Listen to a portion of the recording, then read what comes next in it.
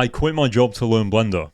And probably even more of a risk actually, I shut my production company down to learn Blender. I've been in the creative industry for over 7 years. I've been running my production company, so I've been managing teams, delivering client work, all that good stuff. And I think I just hit this wall that I could never get over about where I was no longer getting creative fulfillment from doing work for clients and other people. And essentially, I decided that it was time to shut my company down, move out of London, and reorientate my entire life to better suit me to create at my own pace. Started learning Blender about a year ago, and I actually spent every single day on it. You know, I would wake up early in the morning, do it for a few hours before going to work and stuff like that. Pretty much got to a point where it was time to go all in, and I thought it was really important to learn without a time limit or a deadline and just really kind of like take my time with it, because that's how you enjoy things. Here's some of the projects that I've done, and also some of these are from tutorials, but I'm one of those people that really values learning the foundational stuff first. So learning edge flow, topology, how to solve n-gons and tries, why pinching is happening on a curved object. And I really think that if you learn the technical stuff and you get the foundational basics down, then you can pretty much make anything you want, and it can be used in a technical setting if needed. With this, I figured it was time for me to make a YouTube channel, but just like more of a journal. Like I'm used to making video content with this pressure and this thing about everything having to be perfect and it's got to meet expectations. Whereas this is my YouTube channel, bitch. Like I can do whatever the f I want. It can be as good and as bad as I choose it to be. And I think that's really important. I think it's important for authenticity, and it's also important for my mental and creative well-being.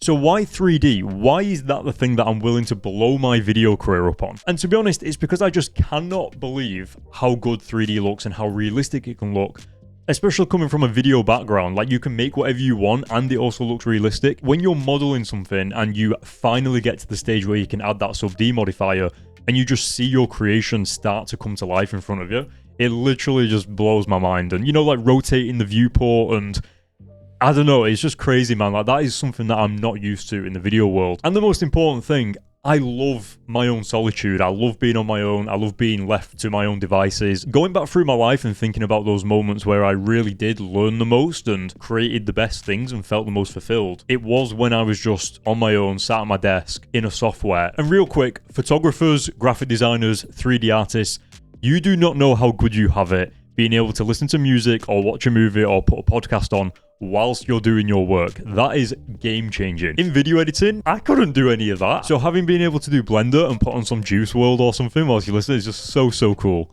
However, I do have to also acknowledge the reality of what I'm doing. Immediately what I think about is the opportunities I could be missing out on, you know, being forgotten in people's minds, and not to mention money. Like, what happens if I go broke? Like, I've only saved up for a certain period of time. Like, eventually I'm gonna have to be like, oh shit, I need to go back to work and like pay some bills. You know, one of my favorite quotes I heard from Naval, and he talks about how when you're aiming for something, you can see the peak in sight, but your path has ended. And in order to go further up the mountain, you might have to go back down the way you came and find an alternate route. Not only do you need the ability to go back down the mountain, you need the ability to be okay doing it. And that really resonates with me. Even if it doesn't work, even if it goes wrong, at least I tried. And isn't that the reason that we try shit? Is to just see if we can do it. And at the end of the day, like, there is no failure. It's just compounding. And I don't know, I just feel like there's no downside. I feel like it would be more of a problem for me to stay the same, staying in video. And by the way, I'm not going to stop doing video. Like, that's one of the reasons why I'm doing this YouTube channel. I also am doing video projects personally still for myself, for my own creativity. We're out here shooting Lamborghini Huracan STO. So what's the goal? The goal is to pivot from video into 3D and maybe do some 3D freelancing. If I can earn enough just to pay my bills and things like that, then I would love to do that and be able to do that from my desk and do it with 3D, and where you can create whatever you want. And I believe I can go to zero and do it again. And I believe I have the work ethic and the belief that it's possible. Maybe me documenting this will give some of you permission to do the same. I don't know. Or you can just watch me crash and burn as well.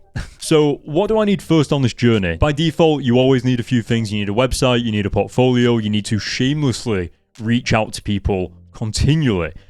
But to start, I'm going to focus on making 3 high-end 3D projects for my portfolio.